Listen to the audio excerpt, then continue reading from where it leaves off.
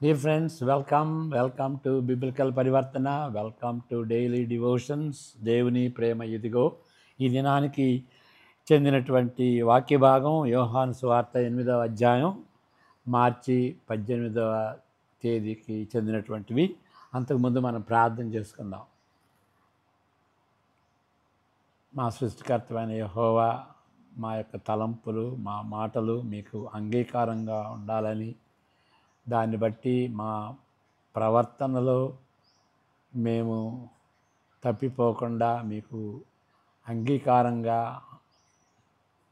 ఉండేలాగున, మీ యొక్క ఆశీర్వాదాలు మేము పొందుకోవటానికి తగినటువంటి వారమై ఉండేలాగున మాకు సహాయం దయచేయండి. యేసు ప్రభుని బట్టి వందనాలు చెల్లించుకుంటూ, మీ యొక్క సన్నిధిని కోరుకుంటూ, మీ ఆశీర్వాదాలు కోరుకుంటూ యేసు ప్రభు పేరట ప్రార్థిస్తుంటున్నాం తండ్రి. ఆమేన్. యోహాను సువార్త 8వ అధ్యాయం 12 నుండి 51పై 2 వ్యాఖ్యానాలు. ఇది లాంగ్ సెక్షన్ కాబట్టి మొదటి భాగం చివరి భాగం చదువుతాను. అంటే 12 నుండి 20 వచనాలు, 48 నుండి 59 వచనాలు. మరలా యేసు, నేను లోకమునకు వెలుగును, నన్ను వెంబడించువాడు చీకటిలో నడువక జీవపు వెలుగు కలిగి ఉండునని వారితో చెప్పాను. దీని మీద ఒక కామెంటు 12వ వచనం మీద.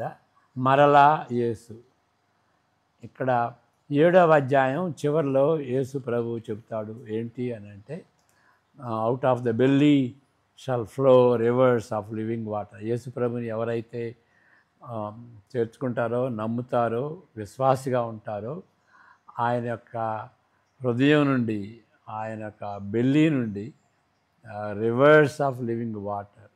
ఇక్కడ మరలా దానికి చెందినటువంటి ఒక మాట అంటాడు, నేనే లోకమునకు వెలుగు అని. ఇక్కడ నీరు, అక్కడ నీరు 7వ అధ్యాయంలో, ఇక్కడ వెలుగు. ఈ మధ్యలో 8:1 నుండి 11 వరకు ఈ వ్యభిచారంలో పట్టబడినటువంటి స్త్రీ ఆ సెక్షన్ ఉంటుందన్నమాట. అది వ్యభిచారంలో పట్టబడినటువంటి స్త్రీ సందర్భం ఏంటంటే, కొందరు తీర్పు తీరుస్తారు, పరిసయ్యులు తీర్పు తీరుస్తారు. దానికి ఎగ్జాంపుల్గా ఏ విధంగా ఈ వ్యభిచారంలో పట్టబడినటువంటి స్త్రీని ఏ విధంగా తీర్పు తీర్చారు అనేటువంటి దానికి ఎగ్జాంపుల్ అన్నమాట. అది మధ్యలో కూరుస్తాడు. కానీ అంతకుముందు తర్వాత యేసు ప్రభు చెప్పినటువంటి మాటల సందర్భం ఒకటే. ఏంటి సందర్భం అంటే, ఈ ఒక పండుగ, యూదుల పండుగ, పర్ణశాల పండుగ అంటాం కదా, దానిలో 2 హైలైట్ సంఘటనలు జరుగుతాయి. ఒకటేంటంటే, నీటిని ఒక బాణల్లో నడి రోడ్డు మీద పోస్తారన్నమాట నీరు. తర్వాత ఒక బాండ్ ఫైర్ పెడతారు, అది గుర్తుగా వాడుకుంటానికి. ఇశ్రాయేలీయుల్ని దేవుడు ఐగుప్తు నుండి నడిపించినప్పుడు 40 సంవత్సరాలు అరణ్యంలో వెళ్ళినప్పుడు వాళ్ళకి బండ నుండి నీటిని అనుగ్రహించాడు. 40 సంవత్సరాలు అరణ్యంలో. అది ఎప్పుడు మర్చిపోకుండా ఉండటం కోసమని ఆ యొక్క ఆచారం చేస్తారు. రెండవది ఏంటంటే, ఒక స్తంభం, ఒక మేఘస్తంభం, వెలుగు స్తంభం. నైట్ టైం వెలుగు ఉంటుంది, డే టైంలో వాళ్ళకి ఆ ఎండ బారి నుండి రక్షించేటువంటి రీతిగా నీడ ఉంటుంది అన్నమాట. ఆ విధంగా దేవుడు వాళ్ళని నడిపించాడు. కాబట్టి వాటిని గుర్తుగా పెట్టుకోవటానికి ఈ 2 సంఘటనలు జరుగుతాయి. అది పర్ణశాల పండుగ. పర్ణశాలలు అంటే ఒక టెంట్స్లో ఉన్నటువంటి పరిస్థితి కదా. 40 సంవత్సరాలు అరణ్యవాసం చేస్తున్నప్పుడు వాళ్ళు టెంట్స్లో ఉన్నారు. కాబట్టి పర్ణశాలలు ఒక టెంట్ లాంటిది అన్నమాట. ఆ చెట్టు కొమ్మలతో చిన్న టెంట్ లాగా వేసుకుని దానిలో నివసిస్తారు. ఇవన్నీ కూడాను ఆ 40 సంవత్సరాల అరణ్యం గుండా వెళ్ళినప్పుడు దాన్ని జ్ఞాపకం చేసుకుంటూ దేవుడు ఏ విధంగా వాళ్ళని పోషించాడు, కాపాడాడు అనేటువంటి విషయాన్ని గుర్తుగా ఇక్కడ ఏంటంటే యేసుప్రభు చెబుతాడు ఆ పర్ణశాల యొక్క ఆ పండుగ అర్థం నేను. నన్ను విశ్వసించినప్పుడు ఆయన దగ్గర నుండి ఒక ఊబిలాగా, ఒక ఊటలాగా, స్ప్రింగ్ లాగా జీవజలాలు వస్తాయి.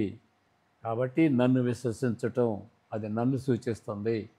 రెండవది అంటే నేను లోకమునకు వెలుగును అని 12వ వచనంలో చెబుతాడన్నమాట. All right. 13వ వచనం 8, 13. కాబట్టి పరిసయ్యులు నిన్ను గురించి నీవే సాక్ష్యము చెప్పుకుతున్నావు, నీ సాక్ష్యము సత్యము కాదని ఆయనతో అనగా, యేసు నేను ఎక్కడి నుండి వచ్చి తినో ఎక్కడికి వెళ్ళుదునో నేను ఎరుగుదును కనుక నన్ను గూర్చి నేను సాక్ష్యము చెప్పుకొనుటను, నా సాక్ష్యము సత్యమే. నేను ఎక్కడి నుండి వచ్చుతున్నానో ఎక్కడికి వెళ్ళుతున్నానో మీరు ఎరుగరు. మీరు శరీరమును బట్టి తీర్పు తీర్చుతున్నారు, నేనెవరికి తీర్పు తీర్చను. నేను ఒక్కడనై ఉండక నేనును నన్ను పంపిన తండ్రి కూడా ఉన్నాము కనుక నేను తీర్పు తీర్చినను నా తీర్పు సత్యమే. మరియు ఇద్దరు మనుషుల సాక్ష్యము సత్యమని మీ ధర్మశాస్త్రములో వ్రాయబడి ఉన్నది కదా. నన్ను గూర్చి నేను సాక్ష్యము చెప్పుకొని వాడను, నన్ను పంపిన తండ్రియు నన్ను గూర్చి సాక్ష్యమిచ్చుతున్నాడని చెప్పాను. వారు నీ తండ్రి ఎక్కడనున్నాడని ఆయనను అడుగగా, యేసు మీరు నన్నైనను ఆ తండ్రినైనను ఎరుగరు, నన్ను ఎరిగి ఇంటిరా నా తండ్రిని కూడా ఎరిగి ఎందురని వారితో చెప్పాను. ఆయన దేవాలయములో బోధించుచుండగా కానుక పెట్టే ఉన్న చోట ఈ మాటలు చెప్పాను. ఆయన గడియ ఇంకను రాలేదు కనుక ఎవడను ఆయనను పట్టుకొనలేదు. 48వ వచనం 48 నుండి చివరి వరకు 59 వరకు. మరి ఒకప్పుడు అందుకు యూదులు నీవు సమరయుడవును దయ్యము పట్టిన వాడవును అని మేము చెప్పు మాట సరియే కదా అని ఆయనతో చెప్పగా, యేసు నేను దయ్యము పట్టిన వాడను కాను, నా తండ్రిని గణపరచువాడను. మీరు నన్ను అవమానపరుచుతున్నారు. నేను నా మహిమను వెతుకుటలేదు, వెతుకుచూ తీర్పు తీర్చుచూ ఉండు వాడొకడు కలడు. ఒకడు నా మాట గైకొనిన ఎడల వాడెన్నడూ మరణము పొందడని మీతో నిశ్చయముగా చెప్పుచున్నానని ఉత్తరమిచ్చాను. అందుకు యూదులు నీవు దయ్యము పట్టిన వాడవని ఇప్పుడు ఎరుగుదుము. అబ్రహామును ప్రవక్తలను చనిపోయిరి, అయినను ఒకడు నా మాట గైకొనిన ఎడల వాడు ఎన్నడూ మరణము రుచి చూడడని నీవు చెప్పుచున్నావు. మన తండ్రి అయిన అబ్రహాము చనిపోయాను కదా, నీవు అతనికంటే గొప్పవాడవా? ప్రవక్తలను చనిపోయేరి, నిన్ను నీవెవడవని చెప్పుకొనుచున్నావని ఆయనను అడిగిరి. అందుకు యేసు నన్ను నేనే మహిమపరుచుకొని నేను ఎడల నా మహిమ వట్టిది. మా దేవుడని మీరెవరిని గూర్చి చెప్పుదురో ఆ నా తండ్రియే నన్ను మహిమపరుచుతున్నాడు. మీరు ఆయనను ఎరుగరు, నేను ఆయనను ఎరుగుదును. ఆయనను ఎరుగనని నేను చెప్పిన ఎడల మీ వలె నేను అబద్ధికుడినయ్యుందును కానీ నేను ఆయనను ఎరుగుదును, ఆయన మాట గైకొనుచున్నాను. మీ తండ్రి అయిన అబ్రహాము నా దినము చూతునని మిగుల ఆనందించను, అది చూచి సంతోషించను అనెను. అందుకు యూదులో నీకింకనూ ఏ 10 సంవత్సరములైనా లేవే, నీవు అబ్రహామును చూచితివా అని ఆయనతో చెప్పగా, యేసు అబ్రహాము పుట్టుక మునిపే నేను ఉన్నానని మీతో నిశ్చయముగా చెప్పుచున్నానెను. 59. కాబట్టి వారు ఆయన మీద రువ్వుటకు రాళ్ళు ఎత్తిరి కానీ యేసు దాగి దేవాలయములో నుండి బయటికి వెళ్ళిపోయాను. ఇక్కడ 2 వ్యాఖ్యానాలు వీటిపైన గమనిద్దాం.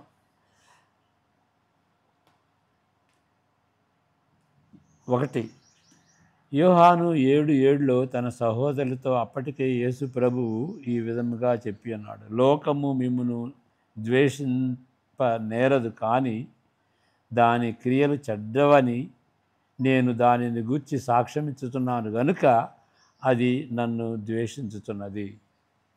ఆయన వ్యక్తిత్వాన్ని బట్టి కానీ రాజీ పడని మాటలు ద్వారా కానీ యేసు ప్రభు వారికి అభ్యంతరంగా నుండి చేత ఆయనను ద్వేషించుతున్నారు.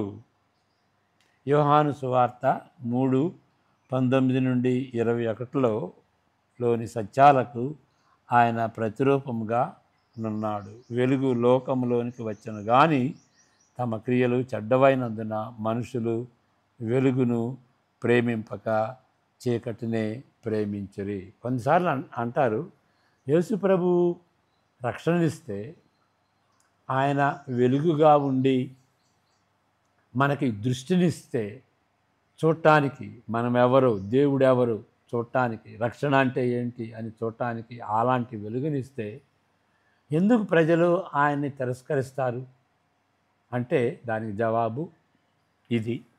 యోహాను సువార్త 3:19-21 ఉంటుంది.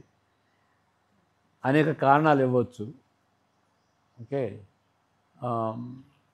ఇది చివరి కారణం. అనేక కారణాలు ఏంటి, ఎందుకు యేసు ప్రభుని విశ్వసించరు అంటే, నంబర్ 1 ఏంటి అంటే, మనం యేసు ప్రభు గురించి మనం వెళ్ళి చెప్పట్లేదు. రెండవ కారణం, చెప్పినా కానీ క్లియర్గా చెప్పట్లేదు. సువార్తని జాన్ స్టార్ట్ అంటాడు, వి మడ్లప్ ద గాస్పల్. అసలు ఏంటి సువార్త అనేది క్లియర్గా స్పష్టంగా వాళ్ళకి అర్థమయ్యేటట్టుగా చెప్పరు. స్పష్టంగా వాళ్ళకి అర్థమయ్యేటట్టుగా చెప్పటం మన బాధ్యత. వాళ్ళు అంగీకరించకపోవటం వాళ్ళ బాధ్యత. ఓకే, మూడవ కారణం ఏంటంటే, చెప్పినా కానీ మనం ప్రేమతో చెప్పాలి.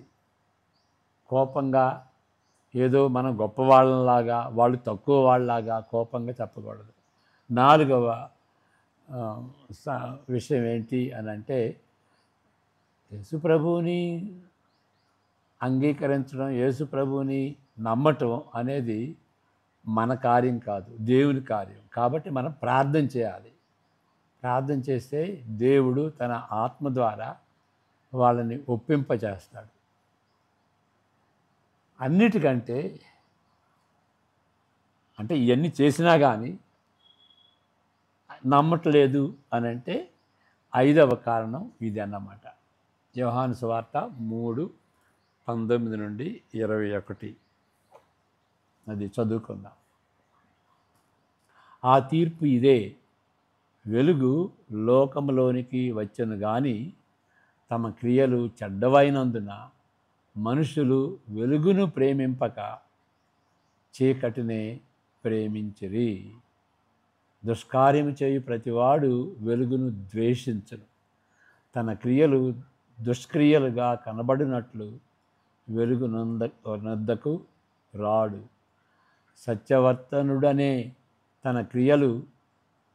సత్యవర్తనుడైతే తన క్రియలు దేవుని మూలముగా చేయబడి ఉన్నవని ప్రత్యక్షపరచబడినట్లు వెలుగు నొద్దకు వచ్చును. కాబట్టి ఎందుకు యేసుప్రభు దగ్గరకు రారు, ఆయన విశ్వసించరు? ఆయన వెలుగైతే, వెలుగు అంటే రక్షణ వెలుగు, విజయవంతమైనటువంటి వెలుగు, అన్నీ క్లియర్గా చూసేటువంటి వెలుగు. ఆ విధంగా ఆయన వెలుగుగా ఉంటే ఎందుకు ఆయన విశ్వసించరు అంటే, ప్రజలు చీకటిని హత్తుకుంటారు. చీకటి అంటే ఇష్టం, అంటే పాపం అంటే ఇష్టం. కాబట్టి వెలుగు అంటే వాళ్ళు ద్వేషిస్తారన్నమాట. అది మనం గమనించాలి. మారటం ఇష్టం లేదు. పవిత్రత, పాపాన్ని వదిలిపెట్టి పరిశుద్ధ జీవితం జీవించడానికి వాళ్ళకి ఇష్టం లేదు. పాపాన్ని హత్తుకుంటారు, పాపాన్ని ప్రేమిస్తారు. అది ఎక్కువ లోతైనటువంటి కారణం. అందువలన ప్రజలు యేసు ప్రభుని విశ్వసించరు అని బైబిల్ చెబుతుంది. ఇప్పుడు అంటే అది 7వ అధ్యాయంలో ఇంతకుముందు చెప్పుకున్నది 3వ అధ్యాయంలో చెప్పుకున్నాం. ఇప్పుడైతే అక్కడ కూడాను 7వ అధ్యాయంలో కూడాను యేసుక్రీస్తు వెలుగుగా ఉన్నాడు. ఓకే, యోహాను సువార్త 3లో వెలుగుగా ఉన్నాడు. ఇప్పుడు ఏంటి 8వ అధ్యాయంలో అంటే ఇప్పుడు దీనిని యోహాను 8వ అధ్యాయంలో ఈ విషయాన్ని ఇంకా ముందుకు తీసుకొని వెళుతున్నాడు. అపవాది అబద్ధమాడినప్పుడు తన స్వభావమును అనుసరించే మాటలాడు వాడు అబద్ధమునకు జనకుడినై ఉన్నాడు. అంటే సైతాను, అబద్ధాన్ని సృష్టించేటువంటి వాడు సైతాను. కాబట్టి ప్రతి వాడు అబద్ధమాడేటువంటి వాడు సైతానికి చెందినటువంటి వాడు. అపవాది రెండవ పేరు, సైతానికి మారు పేరు అపవాది. అపవాది యొక్క నేటివ్ లాంగ్వేజ్, మాతృభాష అబద్ధం. యేసు ప్రభు ఉద్ఘాటిస్తూ నేను సత్యమునే చెప్పుతున్నాను కనుక మీరు నమ్మరు. సత్యమునే చెప్పుతున్నాను కనుక మీరు నమ్మరు అని హెచ్చరిస్తున్నాడు. 45వ వచనం మళ్ళీ చదువుకున్నాం. 8:45 నేను సత్యమును చెప్పుతున్నాను కనుక మీరు నన్ను నమ్మరు. నేను సత్యమునే చెప్పుతున్నాను కనుక మీరు నమ్మరు. Okay, all right. ఇవి కలవరపరిచే మాటలు. మొదటి పదజాలం కూర్పును బట్టి ఇది గ్రహించగలము. అంటే ఆ కూర్పును అంటే ఆ స్ట్రక్చర్ అన్నమాట. ఆ స్ట్రక్చర్ను బట్టి అక్కడ మనం తెలుసుకునేటువంటి విషయం. నేను సత్యమును చెప్పుతున్నప్పటికీ మీరు నమ్మరు అని యేసు ప్రభు చెప్పట్లా. నేను సత్యమును చెప్పుతున్నప్పటికీ మీరు నమ్మట్లేదు అని చెప్పకుండాను నేను సత్యమును చెప్పుతున్నాను కాబట్టి మీరు నమ్మట్లేదు. ఒకవేళ ఆయన ఆ విధంగా చెప్పినట్లయితే అది కూడా వారి దుష్టత్వమని చూపిస్తుంది. కానీ నేను సత్యమును చెప్పుతున్నాను గనుక అని యేసు చెప్పుతున్నాడు. సత్యమును చెప్పకపోతే ఆయన ఏమి చెప్పాలి?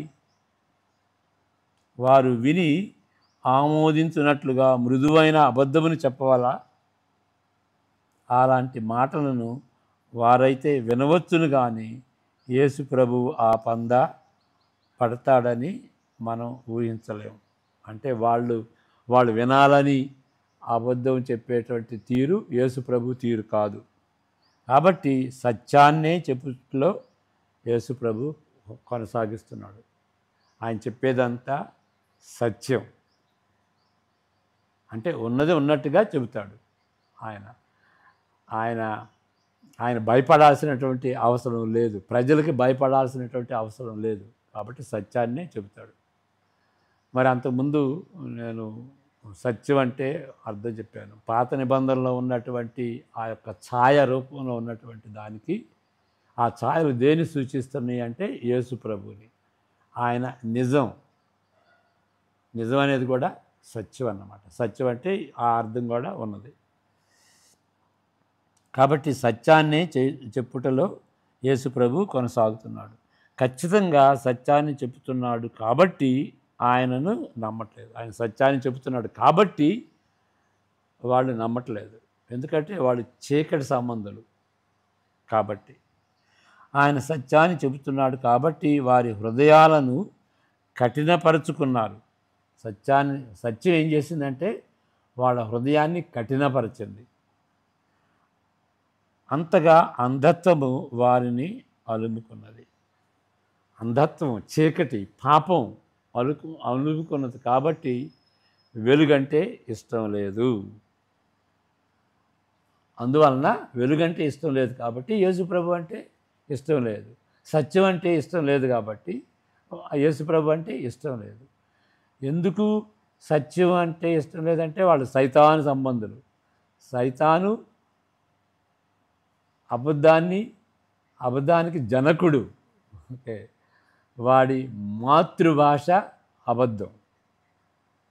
కాబట్టి సత్యం చెప్పేటువంటి వాడికి మరి అసత్యం చెప్పేటువంటి వాడికి అంత భేదం ఉన్నదన్నమాట. దేన్ని ఆప్ట్ చేస్తారు ప్రజలు? దేన్ని అనుసరిస్తారు?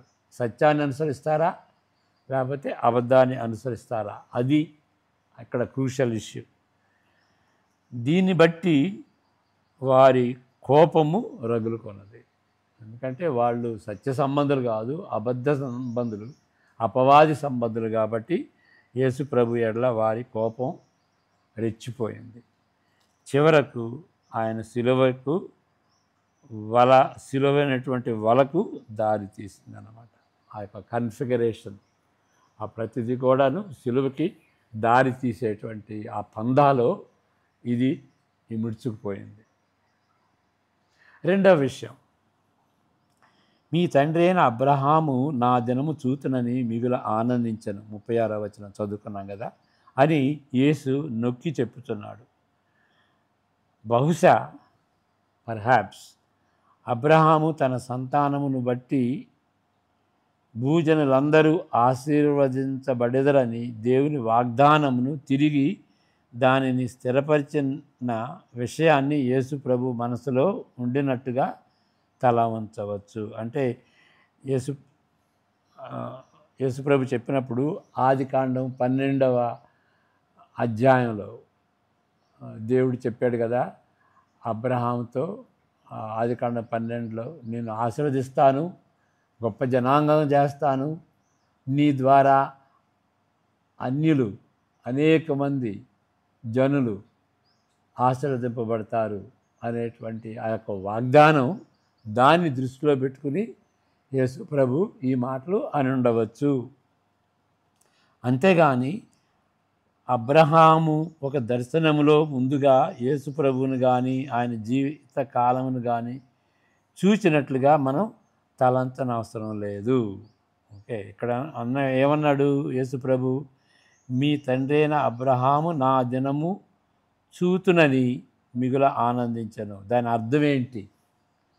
ఏదో కళ్ళలో ఆయన చూశాడు, అబ్రహాం చూశాడు యేసు ప్రభువుని అని మనం ఆ విధంగా తలంచనవసరం లేదు. కానీ ఏ విధంగా అర్థం చేసుకోవాలి ఆ మాటలు అంటే యేసుప్రభు ఉద్దేశం ఇదని చెప్పగలం. అబ్రహాము దేవుని ఎరిగిన వ్యక్తి. గమనించుకోవాలి, ఈ మాటలను అర్థం చేసుకోవాలనుకుంటే ఈ సెంటెన్స్ మనం అర్థం చేసుకోవాలి. అబ్రహాము దేవుని ఎరిగిన వ్యక్తి. తన సంతానమును గూర్చిన వాగ్దానాన్ని నమ్మి ఆ వాగ్దానాలపై ధ్యానిస్తున్నప్పుడు తన విశ్వాసాన్ని బట్టి వాటిని సంపూర్తిగా అర్థం చేసుకున్నప్పటికీ ఆశాజనకమైన వాగ్దానాలను బట్టి సంతోషించాడు. అంటే దేవుని గురించి ఆయన ధ్యానిస్తున్నప్పుడు, ఆ వాగ్దానాలను ధ్యానిస్తున్నప్పుడు ఆయన సంతోషించాడు. దీని అర్థం కనీసం దేవుడు అబ్రహామునకు ఇచ్చిన వాగ్దానమునకు కేంద్రముగా దాని నెరవేర్చున్నది యేసుక్రీస్తు. ఏంటంటే ఇప్పుడు దేవుడు, ఇప్పుడు ఇక్కడ యోహాను సువార్త 1:1 ఉంది, ఆది యందు వాక్యం ఉండెను, వాక్యము దేవుని యొద్ద ఉండెను, వాక్యము దేవుడై ఉండెను. ఈ వాక్యం ఎవరు? 14వ వచనాన్ని బట్టి యేసు ప్రభు. అంటే దేవుణ్ణి గురించి ఆయన అబ్రహాము తలస్తున్నప్పుడు, ఆయనే కదా వాగ్దానం ఇచ్చింది, ఆయన గురించి తలస్తున్నప్పుడు, ఆయన వాగ్దానం గురించి తలస్తున్నప్పుడు తండ్రి కుమారుని యొక్క దానిపై కూడా ధ్యానిస్తాడు అనేటువంటి అర్థం. అంటే తండ్రిని కాదు, కుమారుని కూడా, మనిషిగా వచ్చినటువంటి ఆ యొక్క వాక్యాన్ని, ఆ యొక్క కుమారుని కూడా దృష్టిలో పెట్టుకున్నాడు అని అర్థం అన్నమాట. దాన్ని నెరవేర్చినది యేసుక్రీస్తు. ఇప్పుడు ఆయనకి ఇచ్చినటువంటి వాగ్దానాన్ని ఎవరు నెరవేర్చింది? తండ్రి కుమారుని పంపించాడు, యేసుక్రీస్తుని పంపించాడు. కాబట్టి అబ్రహాంకి ఇచ్చినటువంటి వాగ్దానం ఎవరి వలన నెరవేరింది? యేసుక్రీస్తు వలన నెరవేరింది అని ఆయన యేసు ప్రభు యొక్క అర్థం అది. అంతేకాదు, నిత్యవాక్యము యోహాను 1:1 దేవుని యొద్ద నుండి నిండిన ఎడల, ఎల్లప్పుడూ ఆయన దేవుడై ఉండిన ఎడల, అబ్రహాము తన విశ్వాసమును బట్టి ధ్యానిస్తున్నప్పుడు, దేవుడు నజరేయుడైన యేసునుగా జన్మించినప్పుడు ఆయన మరి అబ్రహాం కంటే ముందున్నాడా లేదా? ఆదియందు వాక్యం ఉండెను. ఆ వాక్యం ఎవరు? యేసు ప్రభు. కాబట్టి అబ్రహాం కంటే ముందు ఉన్నాడు అనేటువంటిది ఆ అర్థం కూడా అయి ఉంటుంది. అబ్రహాము మునిపే నేను ఉన్నానని యేసు ప్రభు ప్రత్యుత్తరం ఇచ్చాడు. ఉన్నాను అని ఏంటది? నిబంధన నామం. నిర్గమకాండంలో 3:14 మోషే అడిగాడు, నీ పేరేంటి సార్, నీ పేరేంటి ప్రభువా అని అడిగినప్పుడు, ఓహో నా పేరు ఉన్నాను, ఉన్నాను అని ఎవరు పెట్టారు? నేనే చెప్పాను. ఉన్నాను అని అన్నాను, ఉన్నాను అని నేను అన్నాను అని ఆ విధంగా అర్థం చేసుకోవాలి నిర్గమకాండాన్ని. అది నిబంధనకు సంబంధించినటువంటి ఆ నామం. ఆ నిబంధనకు సంబంధించినటువంటి నామమే అబ్రహాంతో నిబంధన చేసుకున్నటువంటి మాటలు అన్నమాట. అబ్రహాంతో నిబంధన చేసుకున్నాడు. ఆ నిబంధన చేసుకున్నటువంటి దేవుడు ఉన్నాను అన్నటువంటి దేవుడు. కాబట్టి యేసు ప్రభు ఆ విధంగా he was playing on words అన్నమాట. ఉన్నాను, అబ్రహాం కంటే నేను ముందు ఉన్నాను, ముందు ఉండుండేవాడను. I was before Abraham was అని అనలేదు. Before Abraham was I am అని నిర్గమకాండం 3:14 కోట్ చేస్తున్నాడు. కాబట్టి ఈ యొక్క రెండవ విషయాన్ని బట్టి మొదటి విషయం రుజువైంది. అంటే వాళ్ళు కఠిన హృదయులు అయ్యారు అనేటువంటిది. ప్రార్థన చేసుకుందాం. మమ్మల్ని మిక్కిలిగా ప్రేమించిన పరలోకమందు మా తండ్రి, మమ్మల్ని ప్రేమించి యేసు ప్రభువుని పంపించారు, మానవుడిగా పంపించారు. మీరు పరలోకంలో ఉన్నప్పుడు మిమ్మల్ని చూచి ఎవరు జీవించలేరు. కాబట్టి మిమ్మల్ని చూపించడానికి, మానవులు చూడటానికి మానవుడిగా వచ్చేటటువంటి నగ్న సత్యాన్ని బట్టి స్తోత్రాలు. అంతేకాకుండా ఆయన జీవితాన్ని బట్టి వందనాలు. పరలోకంలో ఏదైతే ఆయన అనుభవించాడో ఆ పరలోకాన్ని, మిమ్మల్ని, రక్షణను, సమస్తాన్ని ఉన్నట్లుగా సత్యం చెప్పాడు. ఆయనే వెలుగుగా ఉండి ఆ సత్యాన్ని చెప్పాడు. ప్రభువా, ఆ సత్యవాక్కులను మేము నమ్మి ఆయన్ను అనుసరించలాగిన సహాయం దయచేయమని యేసుక్రీస్తు పరిశుద్ధ నామమున ప్రార్థిస్తుంటున్నాం తండ్రి. ఆమెన్. God bless you.